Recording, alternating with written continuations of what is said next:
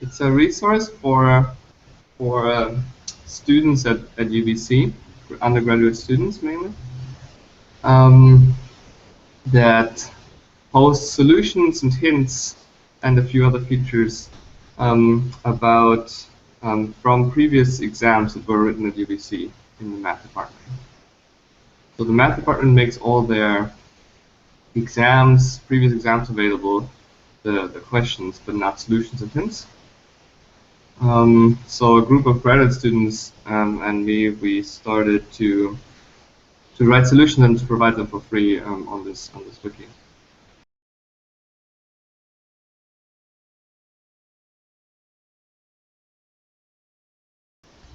The math department has always made previous exams available, or at least since like many years. And we started this work in 2012, in February 2012. And so was the graduate students start this project? Right. Why I say why not just this time and not some years ago, because Wikipedia and others wiki stuffs still be available many years ago. That's true. That's true. Well, there's the previous model was that exam solutions were sold, like paper copies were sold to these exams. It didn't have hints and just had raw solutions. Why not earlier is a good question. I think it just takes a group of people to take an initiative and do it. The graduate students in general have been pretty unhappy with the paper-based model before, because it's hard to correct errors and it's hard to add any. You print a lot of paper. You have to sell those because you have some costs with that. So in general, people were also not happy with the quality anymore. And it's not easy to improve that if you have like a paper-based copy and the source files are somewhere hidden. So it just unhappiness grew, I would say, and eventually we decided to make something new that is built on a better platform.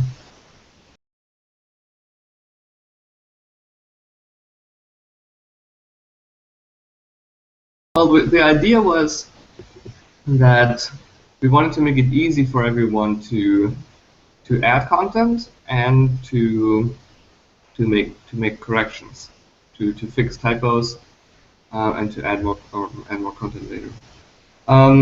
So a wiki sounded very natural to us, right? It's easy to track who made which changes. You can revert changes easily. You see the page, you go in, fix a typo, and that's all you need to do. So, and because UBC also had the UBC wiki that was just there and ready for us.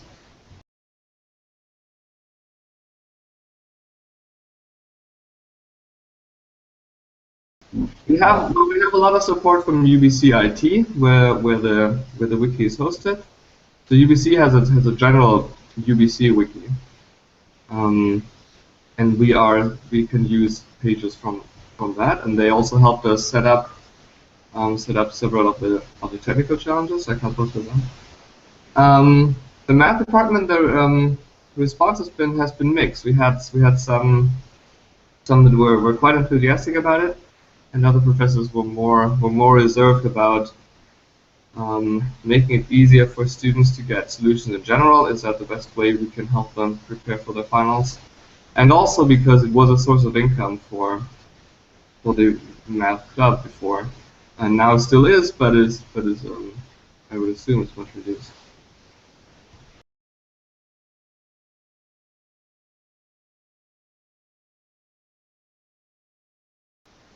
It is used general. So I mean, we started out with just providing hints and solutions to previous exams. So naturally, previous final exams. So naturally, students would go there the days or weeks before the final exam, and that was our typical usage pattern, and still is, that we have these big spikes before the exams.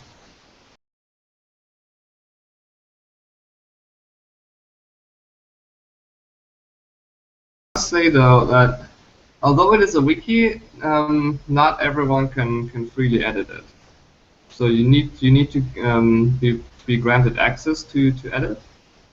Of course, you can see the source, you can see everything, but you cannot edit until you get certain permissions. And we do that to maintain a high level of quality. So we have all our content is peer reviewed. So among our group we add content that must be flagged for review, and then someone else needs to approve it. That means that it's that students can't just go and edit. So there is, and students are not. I mean, students can use the discussions that are built in the wiki, and we have seen some discussions, but it's not a lot. And we think that's because you need to log in to discuss. So every UBC student has a login they can use to discuss. And it's not, and that login will be displayed when you discuss. So it's not an anonymous discussion.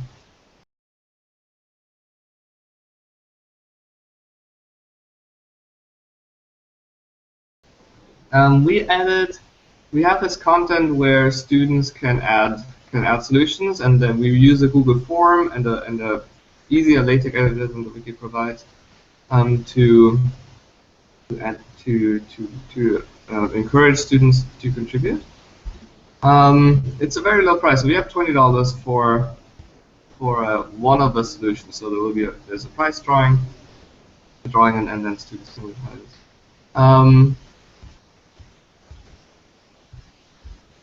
It's interesting that you mentioned that. We talked to a few students, and they were also students who won the prize earlier, and they thought it was neat that they could win some money. But what was more in for them is that graduate students would look at their solutions and say if it's a good solution or if something's missing. So it's like a free grading service of your exercises if you wish, and that has been more appealing to the students that we talked to. Still, we thought adding in a small amount may increase the incentive.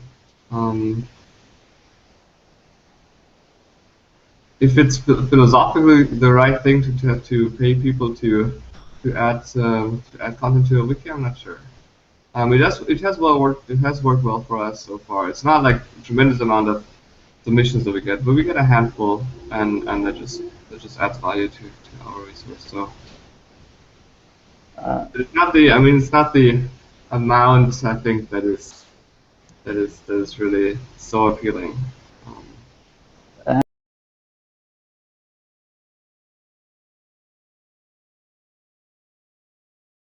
So the big challenge is that we're just volunteers, and that we not that we also we're grad students. We have thesis to work on and other things to do.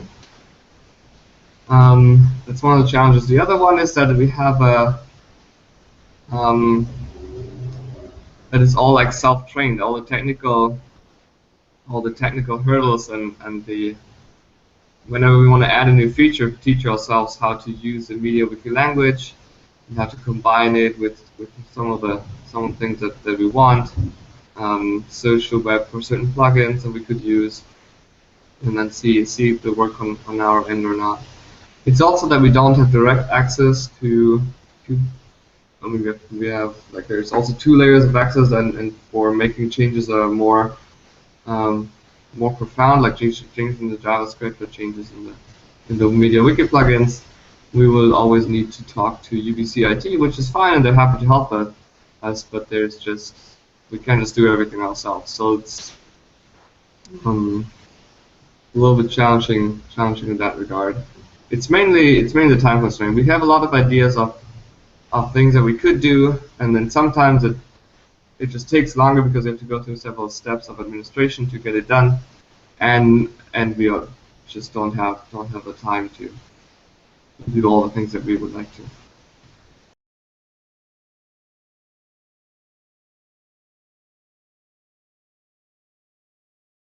so I mentioned earlier that we started with just solutions to final exams.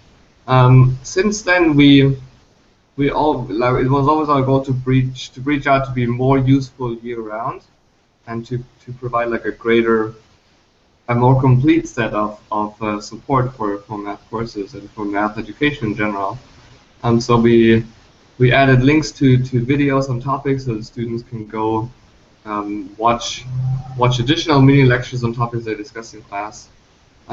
There's currently a lot of debate if we should add midterm questions as well, so that students can learn that. And even ideally, we would like to add just generally good examples for each topic that help you really as a companion through your course, so that you have high quality on our page, which really help you to learn the topics in the first place, then practice them, and then finally brush up everything for the final exam. So our general goal is to make it a more widely usable resource for your general math learning.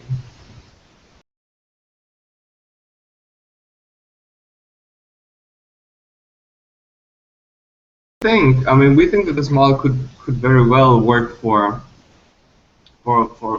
pretty much any university that has a strong undergraduate math education. But we currently are not discussing with any other group that to expand it to another university. I could also see it expand within UBC to other departments like physics or chemistry or something that's close related, where you can easily get lots of practice questions, and like what a good solution is pretty obvious. So I can see that has a lot more potential, but it's difficult to reach out to other people and to reach out to a larger community, because we're all volunteers and there's only so much time you can put into this. But yeah, I could totally see that it growing beyond what it currently is.